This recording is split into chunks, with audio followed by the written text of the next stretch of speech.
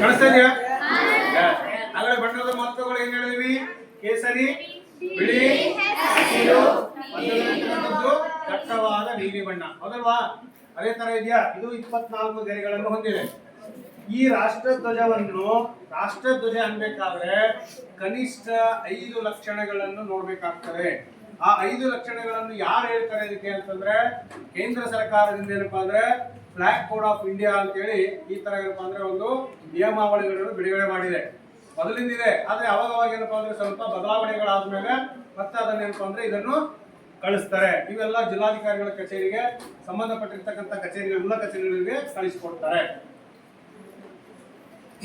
ಈಗ ನಾವು ಅಧಿಕೃತವಾದ ರಾಷ್ಟ್ರಧ್ವಜ ಅನ್ಬೇಕಾದ್ರೆ ಏನನ್ನು ನಾವು ನೋಡ್ಬೇಕು? 5 ಲಕ್ಷಣಗಳನ್ನು ನೋಡ್ಬೇಕು, ಕನಿಷ್ಠ 5 ಲಕ್ಷಣ. ಒಂದು ಧ್ವಜವನ್ನು ತಯಾರು ಮಾಡ್ಬೇಕಾದ್ರೆ ಮೊದಲನೇದು ಏನ್ ಬೇಕು? ಬಟ್ಟೆ, ಅದಲ್ವಾ? ಬಟ್ಟೆ. ಆ ಬಟ್ಟೆ ರೇಷ್ಮೆದಾಗಿರ್ಬೇಕು ಅಥವಾ